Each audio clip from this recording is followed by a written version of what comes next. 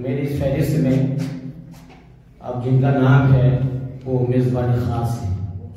میری مراد مولانا نواب عالم ندوی صاحب سے ہے، محترم جامعہ معین الدین چشتی اجمیر سے. قبل اس کے کہ محترم صاحب کو مائکروفون پہ بلاؤں، میں تمہیداً چونکہ ان کی باتوں کا، ان کے محاضرے کا جو عنوان ہے وہ ہے مدارس میں عربی زبان و ادب کی تعلیم، تجزیہ اور معروضات. اس حوالے سے احیاء العلوم کے اندر امام غزالی نے دو چار لائن بہت اہم لکھی ہیں، وہ میں آپ کو سنانا چاہتا ہوں. امام غزالی نے لکھا ہے کہ بعض علوم بالکلیہ محمود ہیں. آپ اس کو غور فرمائیں اس کے دماغ کے اندر. بعض علوم بالکلیہ محمود ہیں، ان کا قلیل بھی نافع ہے اور کثیر بھی نافع، جیسے علوم دینیہ. دوسری فہرست اخلاق کو بگاڑنے والے ان علوم کی ہے جو بہرحال مضمون ہیں، ان کا قلیل بھی مضر ہے اور کثیر بھی. تیسری فہرست ان علوم کی ہے جن کا قلیل اور بقدر ضرورت حصہ محمود اور نافع ہے، اور ان کا کثیر جو ضرورت سے زائد ہے وہ مضمون ہے، جیسے علوم عالیہ، صرف نحو وغیرہ. علوم عالیہ جس کی حیثیت غیر مقصود بالذات کی ہے. حضرت علی رضی اللہ تعالیٰ عنہ کے شعر کے ساتھ نواب صاحب کو میں مدعو کروں گا. وَإِذَا أَرَدْتَ مِنَ الْعُلُومِ أَجِلَّهَا وَإِذَا أَرَدْتَ مِنَ الْعُلُومِ أَجِلَّهَا فَأَجِلُّهَا عِنْدِي مُقِيمُ الْأَلْسَنِ. اس پیغام کے ساتھ نواب عالم صاحب مائکروفون پہ. بسم اللہ الرحمن الرحیم. الحمدللہ والصلاة والسلام على رسول اللہ وبعد. حضرات علماء کرام، معزز باحثین و ناقدین، محاضرین و مطالعہ نگار، ہمارے خصوصی مندوبین،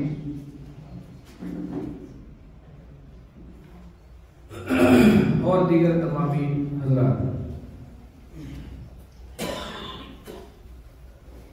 مجھے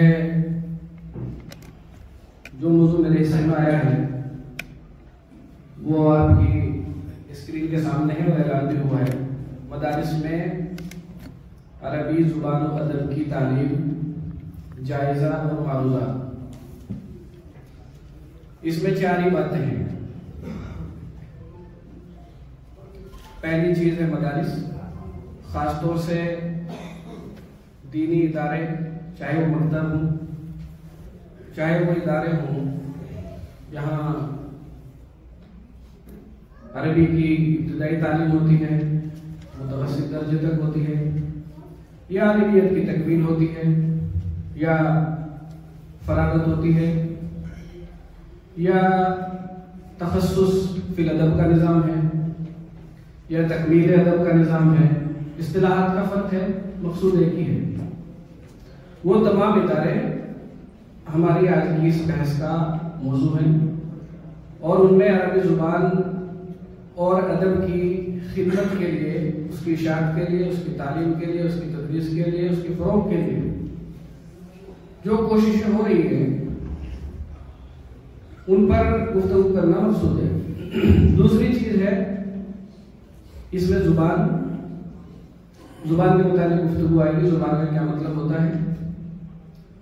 اور تیسری چیز ہے ادب کا فنی طور پر کیا مفہوم ہوتا ہے. عموماً اصطلاح میں جب بولا جاتا ہے زبان و ادب ایک ساتھ ملا کر کے بول دیا جاتا ہے، لیکن علمی اور فنی اعتبار سے دونوں کے درمیان فرق ہے. اس پر گفتگو والی ہے. اور آخری حصہ ہے ان تمام موضوعات پر گفتگو کرنے کے بعد اس کا خلاصہ، اور اس خلاصے کی روشنی میں اس واحد متکلم کے ذہن میں آنے والے کچھ خیالات اور گزارشات، اس پر ہماری گفتگو ختم ہو جائے گی۔ ہم شروع کرتے ہیں۔ سب سے پہلے دیکھیے موضوع مدارس میں عربی زبان و ادب کی تعلیم، جائزہ اور معروضات۔ فہرست عناوین ہے، فہرست عناوین کو میں چھوڑ رہا ہوں، ڈائریکٹ تمہیدی بات پہ چلتے ہیں۔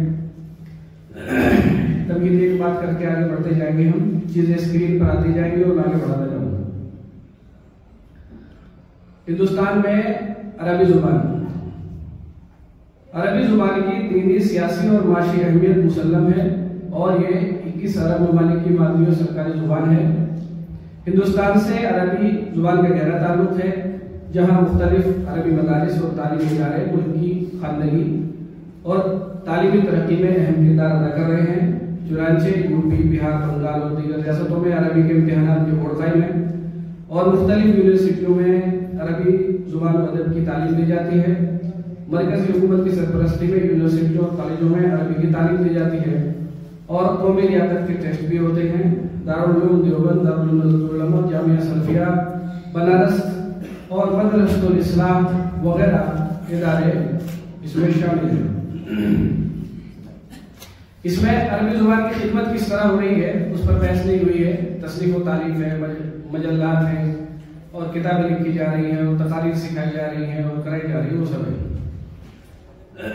اب آ جاتے ہیں عربی زبان کی اہمیت کے مظاہر۔ اس میں پہلی اہمیت یہ ہے کہ بین الاقوامی زبان ہے۔ بین الاقوامی زبان کے سلسلے میں اقوام متحدہ نے 1973 میں اس کو قومی زبانوں میں، جو اقوام متحدہ کے یہاں منظور شدہ زبانیں ہیں، ان میں عربی زبان کو شامل کیا تھا اور بعد میں یونیسکو جو اقوام متحدہ کا ذیلی ادارہ ہے، اس نے 18 دسمبر کو عربی زبان کا قومی دن منانے کا اعلان کر دیا تھا اور وہ ہر سال 18 دسمبر کو یوم عالمی کے طور پر عربی زبان کے لیے منایا جاتا ہے۔ اس کے تحت پروگرام ہوتے ہیں۔ عربی زبان موجودہ زمانے میں دنیا بھر میں بولی جانے والی اہم زبانوں میں سے ایک ہے۔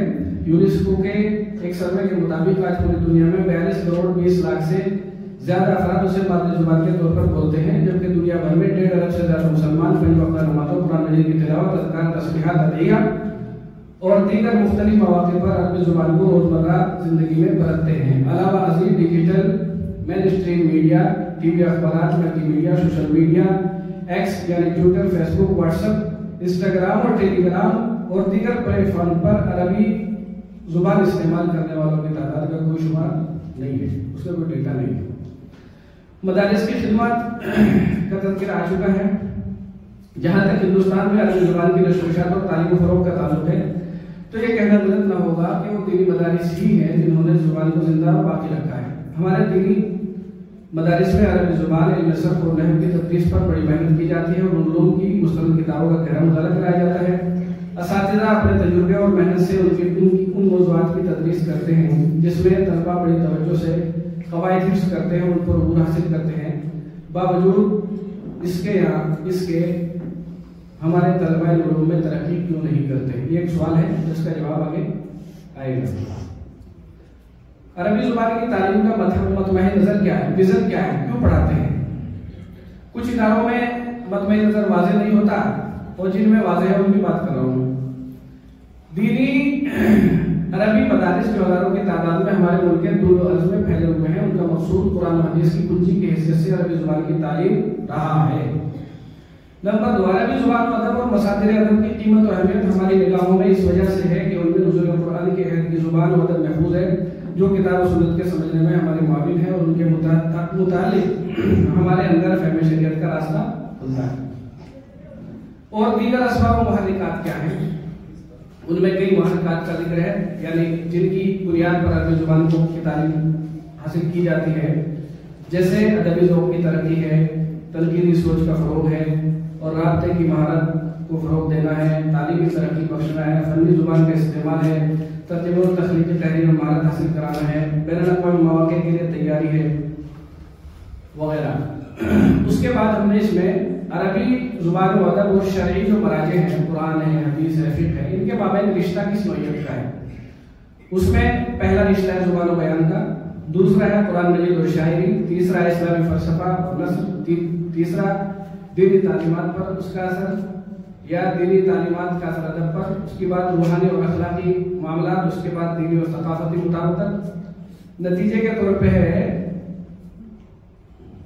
عربی ادب اور اصول شریعت کا رشتہ ایک ہمانگ رشتہ ہے جو کہ نہ صرف عربی زبان کی لسانی خصوصیات کو سمجھنے میں مدد دیتا ہے بلکہ اسلامی اخلاقی اصول اور فلسفے کو بھی ایک ادبی زبان میں منتقل کرتا ہے۔ قرآن مجید اور حدیث نے عربی ادب کو ایک نیا رنگ دیا اور ادب کی مختلف اصناف میں اسلامی تعلیمات کی جھلکیاں دیکھی جا سکتی ہیں۔ یہ رشتہ عربی ادب کو نہ صرف تخلیقی اور فنی حیثیت سے بلکہ مذہبی، اخلاقی اور روحانی سطح پر بھی اہمیت عطا کرتا ہے۔ امید ہے کہ آپ حضرات یہاں تک میری بات سے متفق ہوں گے۔ اب آگے ہم آتے ہیں زبان اور ادب کی بحث پر۔ زبان کی کئی تعریفات لوگوں نے کی ہے، لیکن میں نے جو تعریف مجھے سب سے اچھی لگی، مختصر لگی، وہ میں نے یہاں پر لکھ دی ہے۔ زبان سے مراد آوازوں کا وہ مجموعہ ہے جن کا استعمال انسانی گروہ اپنی ضروریات بیان کرنے کے لیے کرتا ہے۔ عربی میں اس کو کہا ہے اللغہ ہی اصوات یعبر بها كل قوم عن اغراضهم۔ دوسرے الفاظ میں عربی زبان سے مراد الفاظ اور قواعد کا پابند ایسا صوتی مجموعہ ہے جو کسی بھی انسانی جماعت کے مابین مواصلات اور تفہیم کا کام دیتا ہے۔ ادب کو دیکھ لیتے ہیں۔ ادب کے سلسلے میں دو باتیں ڈاکٹر شوقی ضیف جو بڑے ادیب تھے انہوں نے دو باتیں لکھی ہیں کہ ادب جب بولا جاتا ہے ہمارے یہاں دو مفہوم اس کے لیے جاتے ہیں۔ لفظ ادب کے گزشتہ صدی کے نصف دہے سے دو معنی سامنے آئے ہیں۔ ایک تو اس کے معنی عام جو فرانسیسی لفظ لٹریچر کے ہم معنی ہے جس کا اطلاق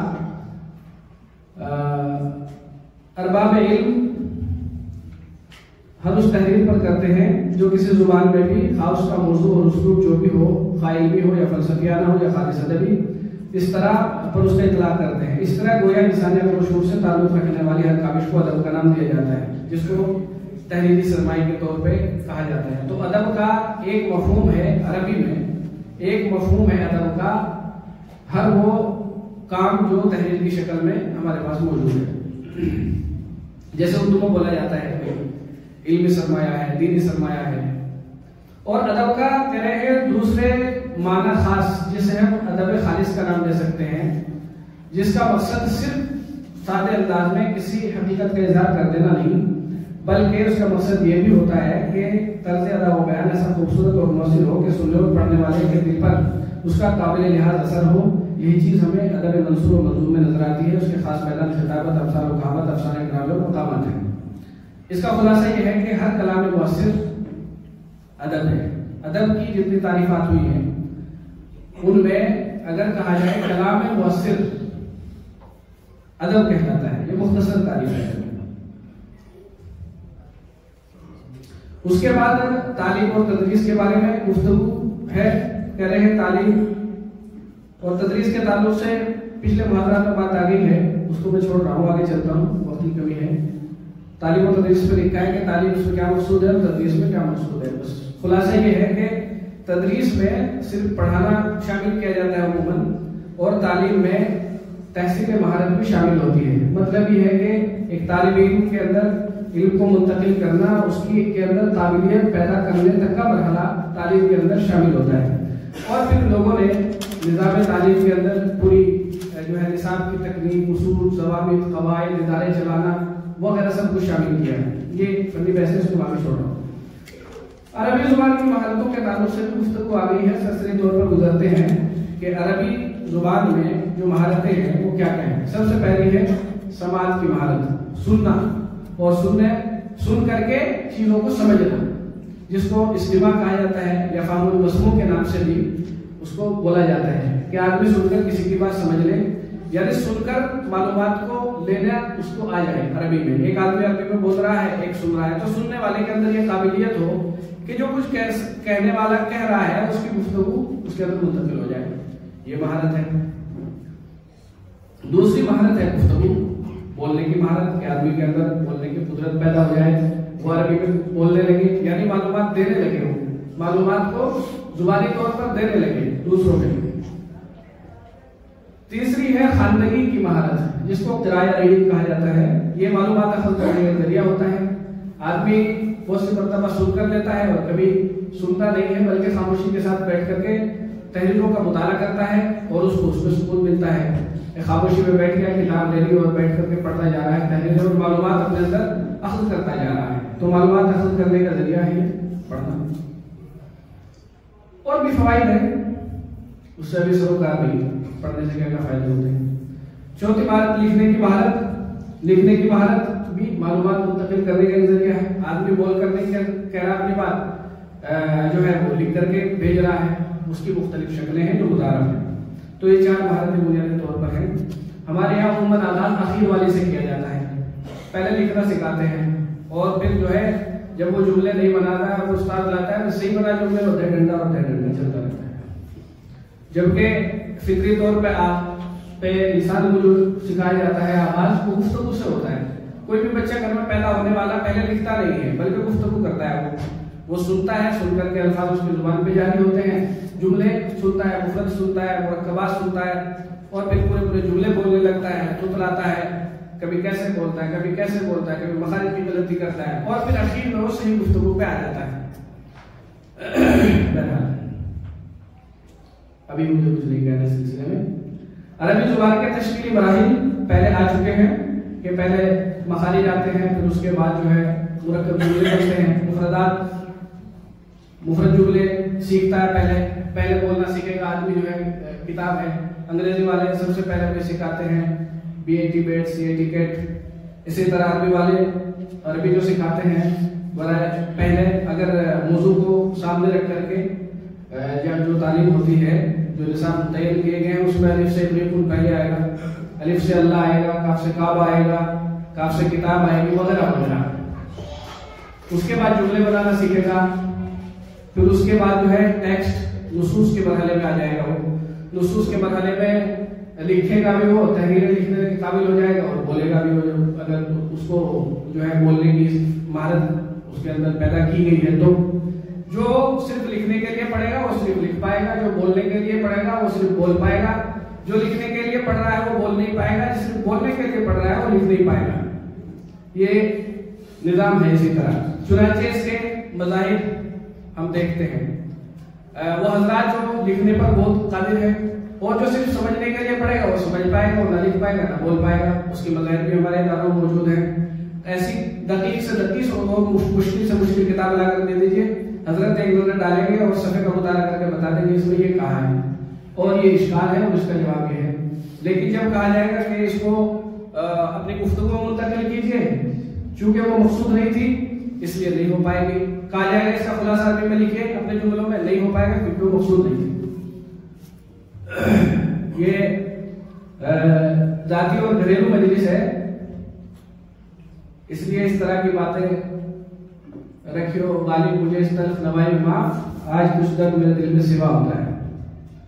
نظام تعلیم، نصاب تعلیم، فن تعلیم، یہ ساری چیزیں اس سے آگے گزر رہے ہیں۔ ہم آگے چلتے ہیں۔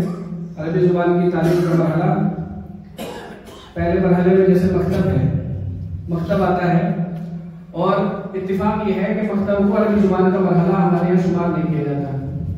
ہم لوگوں نے عربی زبان کو بحیثیت ایک زبان مکتب سے نہیں جوڑا، مولویت سے جوڑ دیا ہے۔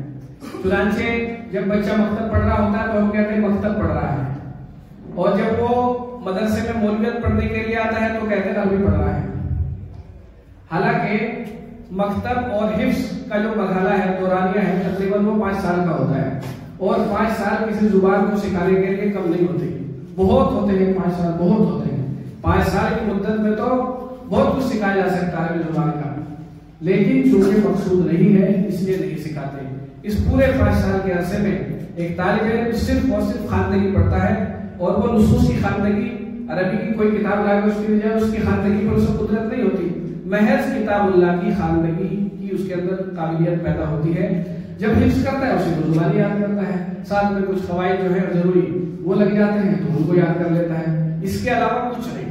اور بعض اداروں میں تو یہ تھا کہ بھئی اور کوئی چیز نہیں لگائی جائے گی تاکہ بچے کے ذہن میں، بچہ کا ذہن جو ہے کسی طرح منتشر نہ ہو جائے، لیکن اب حالت بدل رہے ہیں۔ بہرحال یہ ایک تکلیف دہ اور خوف بھری ہوئی ایک صورتحال ہے۔ اور 5 سال کے عرصے کو ہم عربی زبان سکھانے کے لیے استعمال نہیں کرتے، ایک بہت بڑا عرصہ ہم جو ہے ضائع کر دیتے ہیں۔ بعض اداروں نے اسکول کو تو شامل کیا ہے اور اس وقت کا اسکول پڑھانے کے لیے تو استعمال کیا ہے عصری تعلیم کے لیے، لیکن عربی زبان کی تعلیم کے لیے اس 5 سالہ مدت کو استعمال نہیں کرتے، حالانکہ یہ بہت بڑا خسارہ ہے اور طلبہ کے بہت نہایت قیمتی اور ایسے وقت کا ضیاع ہے جس وقت ذہن بالکل کھلا ہوا ہوتا ہے، وہ سادہ تختی کی طرح ہم عربی بھی سکھا سکتے ہیں، عربی ثقافت سکھا سکتے ہیں، عربی تعبیرات سکھا سکتے ہیں اور سب کچھ سکھا سکتے ہیں اور اس کو ایک داعی اور ترجمان بنا سکتے ہیں، سفیر ایمبیسڈر بنا سکتے ہیں اس کو عربی زبان کی تعلیم کا، لیکن اس مرحلے میں ہم عربی زبان کی تعلیم کا مرحلہ اس کو شمار نہیں کرتے۔ عربی اس وقت جب وہ مدرسے میں آتا ہے، عربی حفظ کرنے کے بعد کیا کہتے ہیں، عربی پڑھنے گیا بچہ۔ عالمیت اور تخصص کے مراحل میں کیا پڑھایا جا رہا ہے اس کے بارے میں 2-3 باتیں۔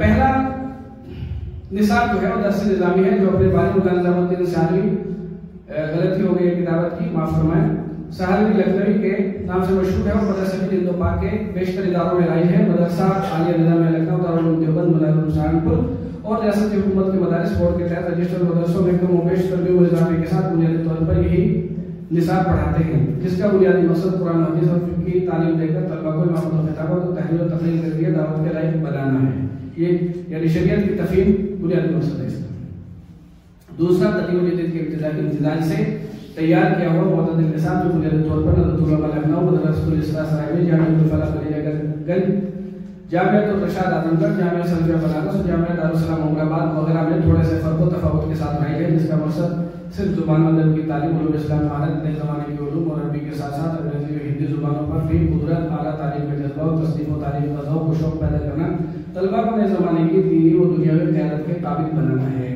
یہ مقصد ہے، میں یہ نہیں کہہ رہا ہوں کہ اس سے 100% نتیجہ آ رہا ہے، مقصد ہے، مقصد اور نتیجے میں فرق ہوتا ہے۔ نمبر 3، متعدد اداروں میں عربی تعبیر و انشاء زبان و ادب کی تعلیم پڑھاتے ہیں۔ متعدد اداروں میں تعبیر و انشاء اور ترجمہ و مضمون نگاری کے مرحلے میں معاصر عربی اور اس کے تحت شامل دیگر موضوعات کو بھی جزوی طور پر شامل انصاف کیا گیا ہے، جزوی طور پر شامل انصاف کیا گیا ہے، پھر دہراتا ہوں، جزوی طور پر شامل انصاف کیا گیا ہے، جو عموماً استاد کے حسن انتخاب پر موقوف ہوتا ہے، بنیادی طور پر اس کے درجہ ذیل مقاصد ہوتے ہیں۔ قدیم عربی زبان و ادب کے بجائے محض جدید و معاصر عربی زبان و روزمرہ کام آنے والے عربی میں بول چال اور کام کاج پر مبنی کاروباری زبان کی تعلیم اور اس کی مشق و تمرین۔ دوسرا مقصد ہوتا ہے موجودہ ذرائع ابلاغ کی زبان و بیان پر توجہ اور ان میں صلاحیت پیدا کرنے کی کوشش یا صلاحیت پیدا کرنے پر زور۔ تیسرا مقصد ہوتا ہے انفارمیشن ٹیکنالوجی سے مربوط معیاری عربی زبان سے انگریزی اور عربی زبان میں ترجمہ اور ترجمانی کی صلاحیت پیدا کرنا ہوتا ہے۔ طلباء میں مضمون نگاری، نشہ پردازی اور تصحیح و تعلیم کا ذوق پیدا کرنا ہوتا ہے۔ یہ مقاصد ہوتے ہیں ان اداروں کے جن اداروں نے مضمون نگاری اور تعبیر میں کچھ نئی چیزوں کو شامل کیا ہے۔ اب اس کے بعد یہ مکتب کی تعلیم ہے۔ مکتب کی تعلیم میں حروف تہجی وغیرہ سکھایا جاتا ہے، مطالعہ ہے، کوئی پتہ نہیں چیز نہیں ہے۔ اس میں کچھ طریقے ہیں اور طریقے 4-5 ہیں، میں نے ایک مثال کو سامنے رکھتے ہوئے ذکر کیا تھا، لیکن اب مولانا ندیم صاحب کا جو درس آیا تھا پہلی نشست میں، اس کے آنے کے بعد اب اس کی ضرورت کو محسوس نہیں کرتا کہ چلتا وہ سب کا خلاصہ تھا۔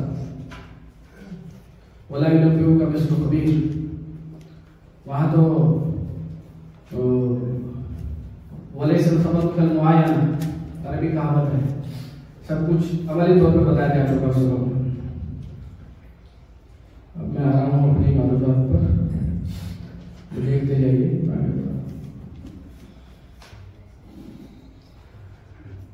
ادب و تعبیر کی تدریس کا طریقہ۔ عموماً تعبیر کی تدریس کے سلسلے میں جو کتاب داخلی درس ہے وہ ضروری فوائد کے ساتھ عربی سے اردو اور اردو سے عربی ترجمہ سکھانے کے مقصد سے پڑھائی جاتی ہے، جیسے مفتاح العربیہ، معلم الانشاء، سالک الانشاء، ترجمۃ العربیہ وغیرہ۔ یہ ترجمۃ العربیہ تقریباً مفقود ہے ویسے، لیکن کچھ ادارے کوشش کر رہے ہیں۔ مولانا مسعود عالم ندوی صاحب کی کتاب ہے اور بڑی ہی زبردست ہے۔ اخیر کے درجات میں مطلب منتہی اخیر کے درجات میں تعلیم کے تحت مختلف موضوعات پر مضمون نگاری اور مقالات لکھوانے، طویل مقالات کی تلخیص وغیرہ کا نظام بھی متعدد مدارس میں پایا جاتا ہے۔ اس کے لیے بھی عموماً معلم العشاء کا تیسرا حصہ میرے تدریس رہتا ہے، اور مزید مختلف جو اخبارات و مجلات اور صحیفے شائع ہوتے ہیں عربی کے، ان سے اقتباسات کا ترجمہ بھی کرایا جاتا ہے۔ اب اس کے بعد اس میں نثری اور شعری نصوص کا ذکر کیا ہے۔ نثری ادب کی تدریس کے لیے متعدد منتخبات شامل نصاب ہیں، جن میں عربی نثر کے نمونے مختلف اصناف پر مشتمل ہوتے ہیں، جو الگ الگ ادوار میں ادبی اسالیب کی نمائندگی اور ترجمانی کرتے ہیں، جیسے منصورات، مختارات، مجموعہ من النظم والنثر، مقامات حریری، کلیہ و دمنہ وغیرہ۔ مذکورہ بالا کتب میں درج ذیل ادبی اصناف شامل ہیں، جیسے الخطابہ، الوصایا، الامثال، الحکم، القصص، الرسائل الادبیہ، شجر الکہان۔ خطابت، تقریر، وصیتیں، مثالیں یعنی ضرب المثل کہاوتیں جن کو کہا جاتا ہے، اور دانش مندی پر مبنی باتیں اور کہانیاں، اور ادبی خطوط اور کاہنوں کے جو اقوال ہوتے تھے وہ بھی اس میں شامل ہیں۔ اسی طریقے سے ناول ہے، یہ قدیم جدید عرب میں جو عربی ادب کا جدید دور رہا ہے اس میں ناول ہے، خطابت ہے، مقالہ ہے، قصہ ہے، اس میں یہ مسرحیہ، کہاوتیں ہیں، ضرب الامثال اور وصیتیں اور ڈرامہ۔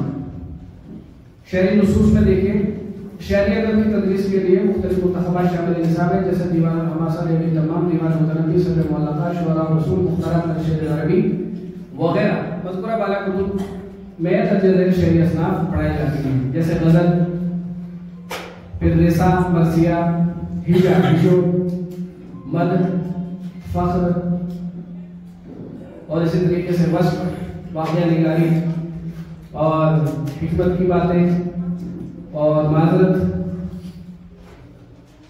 اس کے علاوہ عربی ادب کی تاریخ بھی پڑھائی جاتی ہے۔ تاریخ ادب عربی سے مقصود یہ ہے کہ ادب کے ارتقا کو مختلف تاریخی ادوار میں وقت کے ساتھ دیکھنا اور سمجھنا، اس میں ادب کے مختلف اجناس اور دونوں کی خصوصیات کو بیان کیا جاتا ہے، ساتھ ہی ہر مرحلے کے ادب کی منفرد خصوصیات کو بھی اجاگر کیا جاتا ہے۔ بعض کتابیں اس سلسلے میں داخل نصاب ہیں، جیسے ندوۃ العلماء میں الادب العربی بین عرض و نقد کتاب ہے، اس میں اس کی تعلیم اسی طریقے سے ہوتی ہے۔ اور بنیادی طور پر منصورات ہے، مختارات من ادب عرب جو ہے اس کا بھی مقصد یہی تھا کہ نمونے سامنے آئیں اور طلباء اس سے واقف ہوں۔ تنقید بھی پڑھائی جاتی ہے، الادب العربی بین عرض و نقد جو ہے وہ تنقید بھی ہے اور اس میں مثالیں بھی ہیں۔ تنقید تاریخ و تنقید۔ اب آخر میں خاتمے کی طرف، اختتام کی طرف آتے ہیں۔ جو باتیں ذہن میں تھیں وہ اس میں پہلی بات یہ ہے کہ عربی زبان کی اہمیت و مقصدیت پر تمام ہی اہل مدارس کا اتفاق ہے، سب مانتے ہیں ضروری ہے۔ دوسری چیز ہے استاد کا طریقہ کار بنیادی اہمیت کا حامل ہے۔ ایک ہی استاد ایک کتاب کو یا مختلف استاد ایک کتاب کو الگ الگ طریقے سے پڑھاتے ہیں، تو اسلوب جو ہے استاد کا وہ بہت اہمیت کا حامل ہے۔ اس لیے اساتذہ کی تربیت اور ٹریننگ کا نظام لازمی ہے۔ مسئلہ یہ ہے کہ نصاب بھی ہے اور طلبہ بھی ہیں، محنتی بھی ہیں، مخلص بھی ہیں، اور محترم صاحب بھی بہت چاہتے ہیں کہ طلبہ جو ہے بالکل ماہر ہو کر کے نکلے یہاں سے، لیکن اساتذہ کے پاس تربیت ہی نہیں ہے، پتہ ہی نہیں ہے۔ ایک آدمی کے سامنے ان کا کھانا رکھا ہوا ہو بہترین والا، لیکن یا تو اس کا ذہن نہ چل رہا ہو ادھر کھانے کی طرف، اور یا لطف لے کر کھانے کا اسے طریقہ نہ معلوم ہو۔ دونوں ہی شکلوں میں کھانا ضائع ہو جائے گا، اور وہ کھانے کے جذبے سے تڑپ جائے گا، بھوکا رہ جائے گا، اور فائدہ کچھ نہیں ہوگا۔ ادھر کھانا تڑپ رہا ہے اور ادھر کھانے والا تڑپ رہا ہے۔ تو قیمتی کتابیں بھی ہیں، اور نصاب میں پچھلے 10 سالوں میں جزوی طور پر بہت کچھ اچھا کرنے کی کوششیں ہوئی ہیں مدارس میں، لیکن اساتذہ کی تربیت کی کمی ہے۔ اساتذہ کو پڑھانے کی تربیت دینے کی ضرورت ہے۔ نصاب میں متعدد چیزیں شامل کرنے کی ضرورت ہے، جیسے مبادیات شاعری۔ یہ بہت حیرت کی بات ہے کہ عربی ادب کی 2 ہی صنف ہیں، یا تو نثر ہے یا نظم ہے، کلام منصور ہے یا منظوم ہے، شاعری ہے، لیکن پورے میں تخصص کی بات کر رہا ہوں میں، ندوۃ العلماء کی کر رہا ہوں۔ کہیں بھی شاعری کو بحث مضمون پڑھانے کا نظم نہیں ہے پورے نصاب میں. حالانکہ نقل کرتا ہے طالب علم، الاسد العربی بین حاضر و نقل پڑھتا ہے، وہ ناطق بن جاتا ہے، لیکن وہ شاعری کے مبادیات سے واقف نہیں ہوتا. یہ بھی ایک عجوبہ ہے. اسی طریقے سے علامات وقف و ترتیب، املا، خوشخطی اور رسم الخط، عربی جو رسم الخط ہے اس کی تعلیم کا، اس سے واقفیت کا کوئی نظام نہیں ہے. چنانچہ اساتذہ ہوں یا طلبہ ایک میڈ ان انڈیا رسم الخط بناتے ہیں اور اس میں لکھنے کا رواج ہے. اگر رسم الخط جو عربی کے ہے متعارف، اگر اس کی اسکرین پہ آ جائے، پوچھا جائے یہ کون سا رسم الخط ہے، یہ سلوس ہے، یہ لوقا ہے، یہ کون سا ہے، یہ خط فارسی ہے، کون سا ہے، تو بتانا مشکل ہو جائے گا، کیونکہ اس کو پڑھا نہیں. رسم عثمانی اس میں آتا ہے، تو قرآن کا جو ہے اس کو پڑھا. عربی زبان کا حیثیت ایک اور باتیں ساری، میری ساری باتیں جو ہے دل سے اٹھ کر کے دل میں چبھنے والی ہیں. عربی زبان کا حیثیت ایک مضمون، ایک اکائی کے اعتبار سے شامل درس کرنے کی ضرورت ہے، جو کہ فی الوقت مختلف اساتذہ کے لیے پڑھائی جانے کی وجہ سے ناقص رہ جاتی ہے. اس کا آسان مطلب یہ ہے کہ عربی زبان ایک سبجیکٹ کے اعتبار سے ایک اکائی ہے، جیسے فقہ ایک اکائی ہے، حدیث ایک مضمون ایک اکائی ہے، عربی زبان بھی ایک اکائی ہے. لیکن اس میں ہمارے یہاں کیا ہے، جیسے سر پڑھانے کے لیے حضرت مولانا شاہد حسین ندوی صاحب، نحو پڑھانے کے لیے حضرت مولانا فرمان ندوی صاحب، تعبیر پڑھانے کے لیے حضرت مولانا سلمان صاحب، اور ٹیکسٹ بک جو زبان سکھانے کے لیے قصص النبیین ہے، قصص النبیین پڑھانے کے لیے حضرت مولانا خلا صاحب، اور اسی کا دوسرا حصہ القراۃ الراشدہ ہے، اس کو پڑھانے کے لیے ایک اور صاحب، اور پھر بلاغت پڑھانے کے لیے ایک چوتھے صاحب، اور اگر کچھ اور اس میں شامل کیا ہے، خاص طور سے گفتگو سے متعلق اگر کچھ کیا ہے، تو پھر اس میں اساتذہ کی ایک ٹیم جو النادر عربی میں کچھ یاد کی ہوئی چیزیں سنتی ہے اور طلبہ کو بتاتی ہے، اور پھر ایک اور ٹیم جو ہفتہ واری پروگرام ہوتے ہیں ان کے لیے کچھ لکھی ہوئی تقریریں یاد کرا کر کے بچوں کو پیش کرانے کی مکلف ہے. اس طریقے سے اٹھائے کچھ لالے نے، کچھ نرگس نے، کچھ گل نے، چمن میں ہر طرف بکھری ہوئی ہے داستاں میری، عربی زبان کی ترجمانی اگر اس شعر سے کی جائے تو ہو جاتی ہے. اور کسی نے کہا تھا، وہ مزاحی ہے تھوڑی سی، کر لیتا ہوں میں اس طرح کی گفتگو بھی، بے ادبی میں شمار نہ فرمائے. پہلے اس نے رس کہا، پھر گل کہا، پھر لے کہا، اس طرح ظالم نے رس گل لے کے ٹکڑے کر دیے. تو اڑائے کچھ وقت لالے نے، کچھ نرگس نے، کچھ گل نے، چمن میں ہر طرف بکھری ہوئی ہے داستاں میری. عربی زبان کو پڑھانے کے لیے 5-5 اور 6-6 لوگ کا جو نظام ہے، اس کو بند کر کے بحیثیت ایک مضمون صرف ایک آدمی کے حوالے عربی زبان کو کرنا چاہیے، تاکہ ایک ذمہ داری بھی طے ہو اور عربی زبان کو بھی لگے کہ ہم مجھے پڑھایا جا رہا ہے، بانٹ کے کھایا نہیں جا رہا ہے. اسی طریقے سے شرعی علوم کی تعلیم میں بھی یہی بات ہے. جیسے اس کے ذمن میں کہہ رہا ہوں، میرا موضوع نہیں ہے، نہ مجھے اس کو بولنے کہا تھا، مولانا شاہد صاحب کا حصہ تھا، وہ انہوں نے کہی نہیں وہ بات، اس لیے میں کہہ رہا ہوں. اسی طریقے سے شرعی علوم میں بھی حدیث پڑھانے والا استاد الگ ہے، اصول حدیث پڑھانے والا الگ ہے، فقہ پڑھانے والا الگ ہے، اصول فقہ پڑھانے والا الگ ہے. اور جب حدیث پڑھانے والا استاد آتا ہے تو انہی حدیثوں پر وہی بحث کرتا ہے.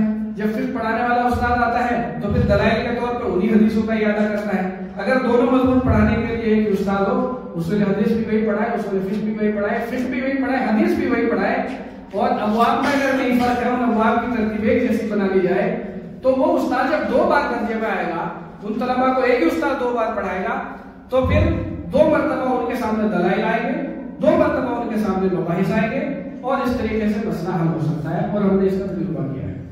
شروع میں اساتذہ بہت ناراض ہو گئے تھے ہمارے، اس طرح کیسے ہو سکتا ہے. میں نے کہا کر کے تو دیکھو، پھر جب کرنے لگے پھر کہا بہت مزہ آ رہا ہے. میں نے کہا اور کریں گے تو اور بھی مزہ آئے گا. پھر ہم نے عربی میں بھی اس کا کیا کہ کم از کم قواعد اور قصص النبیین وغیرہ کتابیں پڑھنے والے ایک استاد ہو، تو تھوڑا ہم ریڈیوس کر رہے ہیں، قریب لا رہے ہیں اور قریب لا رہے ہیں، تاکہ اور آپ ذرا سے گزارش ہے کہ اس کو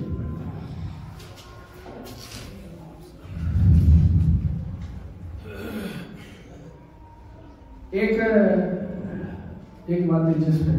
تعجب کی بات یہ ہے کہ جب مختارات وغیرہ میں اس سے پہلی بات یہ ہے کہ جس زبان، جن کتابوں کے ذریعے ہم جن عربی کتابوں کے ذریعے، جن عربی میڈیم کتابوں کے ذریعے ہم تفسیر پڑھتے ہیں، ہم فقہ پڑھتے ہیں، ہم حدیث پڑھتے ہیں، ہم دیگر علوم کو پڑھتے ہیں، ہم نحو کو پڑھتے ہیں، ہم صرف کو پڑھتے ہیں، ہم بلاغت کو پڑھتے ہیں، انہی کتابوں کے ذریعے عربی زبان نہیں پڑھتے، انہی کے ذریعے ہم تفسیر پڑھتے ہیں، حدیث پڑھتے ہیں، لیکن زبان نہیں سیکھتے۔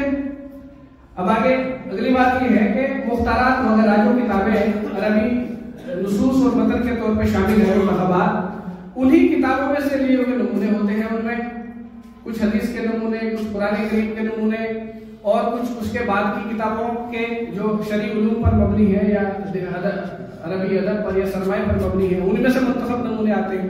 جب وہ نمونے مختارات میں آتے ہیں اور وہاں جب ان کو پڑھتے ہیں تو پھر ادب کا کچھ نہ کچھ حصہ حاصل کرتے ہیں ان سے، اور جب صرف تفسیر کے گھنٹے میں جاتے ہیں تو زبان نہیں سیکھتے، ادب نہیں سیکھتے، ادب کی تعبیر کا ذوق نہیں لیتے۔ کیوں؟ کیونکہ وہاں تفسیر مقصود ہے، وہاں حدیث مقصود ہے، وہاں بلاغت مقصود ہے، وہاں قواعد مقصود ہے، مقصود عربی زبان نہیں ہے، اس لیے عربی نہیں سیکھتے، تعبیر کا مزہ نہیں لیتے، زبان کا لطف نہیں لیتے، ادبی ذوق کو پروان نہیں چڑھاتے، کیونکہ مقصود نہیں ہے۔ اس لیے اس اعتبار سے بھی غور کرنے کی ضرورت ہے تاکہ ہمارے عربی زبان کے ذوق میں اور لطف میں جو ہے ترقی ہو اور آگے بڑھ سکے۔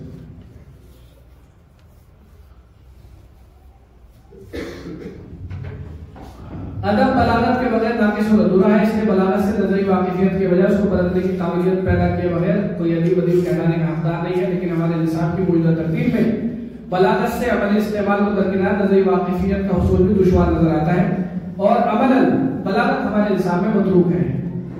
حالانکہ یہ بات تو کہی جاتی ہے کہ قرآن کریم کتاب بلیغ ہے اور اس کے اعجاز کا ایک حصہ اس کی بلاغت بھی ہے، لیکن وہ بلاغت ہے کہاں، کس کونے میں ہے، اس کے خصوصیات کیا ہیں، آیت کے کون سے حصے میں ہے، بلاغت کے کیا پہلو ہیں، ان پر عملاً گفتگو یا عملاً ان کی تطبیق اور ان کی تعلیم کا نظام ہمارے یہاں نہیں ہے۔ ایمان بالغیب کے درجے میں بلاغت ہمارے یہاں ہے، اور قرآن کریم کے اعجاز کا بلاغت کی جو اعجاز ہے وہ ایمان بالغیب کے درجے میں ہے ہمارے یہاں۔ جب ترجمے کی بات آتی ہے تو عموماً ترجمے پر عدم قدرت کے سلسلے میں جب ترجمے کی بات آتی ہے، توجہ چاہوں گا حضرات کی، جب ترجمے کی بات آتی ہے ہمارے یہاں یہ شکوہ ہے کہ ہمارے طلباء اچھا ترجمہ نہیں کر پاتے، ہمارے طلباء اچھا ترجمہ نہیں کر پاتے، بہت ساری وجوہات ہیں، لیکن میرے ذہن کی ایک بات ہے، جب ترجمے کی بات آتی ہے تو عموماً ترجمے پر عدم قدرت کے سلسلے میں عربی زبان کی کمزوری کو مورد الزام ٹھہرایا جاتا ہے، جبکہ معیاری اردو مفردات، اصطلاحات اور تعبیرات سے عدم واقفیت کا بھی معیاری ترجمہ نہ کر پانے میں برابر حصہ ہے۔ اردو ہی نہیں آئے گی تو کہاں سے کر دے گا معیاری ترجمہ؟ اس کو پتہ ہی نہیں ہے، اس کو پتہ ہی نہیں بیچارے کو، اس کے سامنے بولا گیا الریاضہ یا عالم الریاضہ، اب اس کو پتہ ہی نہیں ہے اس کا اردو کیا ہے، تو کیا ترجمہ کر دے گا؟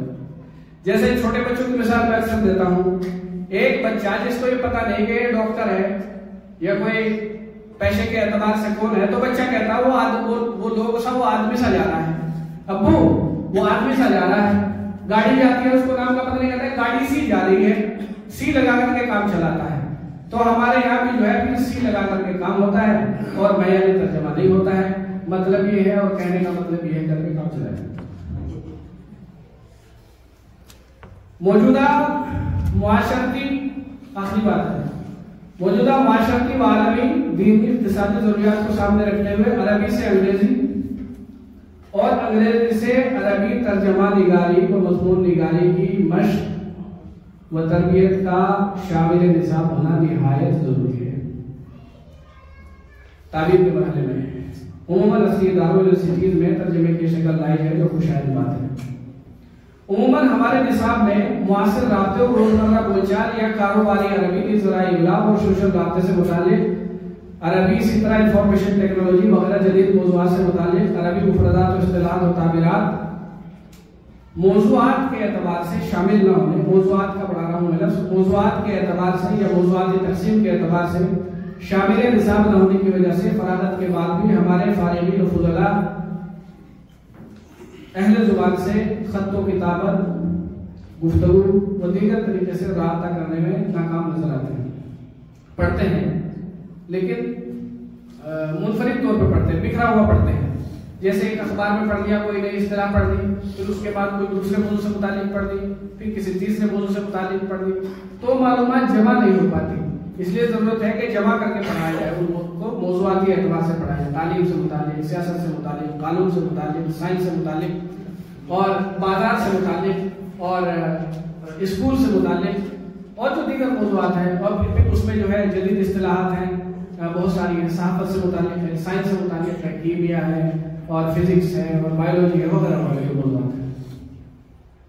ہمارے ایک آخری بات، کئی بار ہو گئی آخری بات، لیکن یہ پھر آ جاتی ہے، اس بار نہیں آئے گی۔ ہمارے موجودہ نظام میں تعبیر کتابی پر اکتفا کیا جاتا ہے۔ اظہار معافی ضمیر کے لیے عربی میں اپنی بات کہنے کے لیے جو سکھایا جاتا ہے نظام ہے، اس میں تعبیر کا ایک نظام ہے جس کا تذکرہ پہلے آیا ہے، لیکن تعبیر میں ہم لوگ صرف تحریری تعبیر پر اکتفا کرتے ہیں۔ اگر شفوی تعبیر بھی شامل کر لیں تو نور علی نور ہو سکتا ہے۔ معلم الانشاء میں طالب علم جو چیزیں پڑھ رہا ہے بڑی جاندار چیزیں ہیں، بلکہ مقصد بنا کر کے یہ تھا کہ طالب علم زبان بھی سیکھے اور اسلامی تہذیب اور اخلاق بھی سیکھے، اس کی بھی ترجمانی کرتے ہیں۔ تو وہی بولنے کا نظام اگر بن جائے تو اضافہ ہو سکتا ہے، بہت بہترین نافیت میں اس کی اضافہ ہو سکتا ہے۔ ہمارے موجودہ نظام میں تعبیر کتابی پر اکتفا کیا جاتا ہے، اور عموماً شفوی تعبیر کی مشق کا نظام مفقود و متروک ہے۔ حالانکہ گفتگو تحریر پر مقدم ہے اور تحریر کی بنسبت آسان بھی، لیکن مقصد میں شمولیت نہ ہونے کی وجہ سے اس کا کوئی نظام و نتیجہ نہیں ہے۔ یہ جو ہے غیر مرتب اور بے ڈھنگے انداز میں کہیں بھی پیش کی گئی معروضات اور اس کی تمہید میں جو باتیں کہی گئی ہیں، آپ اہل علم حضرات نے ان کو بڑے ہی خوش اسلوبی کے ساتھ اور خوش مزاجی کے ساتھ سماعت فرمایا۔ اس پر آپ حضرات کا خصوصی شکر گزار ہوں، اور آپ حضرات تشریف لائے اس کا الگ سے شکریہ ادا کرتا ہوں۔ وآخر دعوانا الحمدللہ۔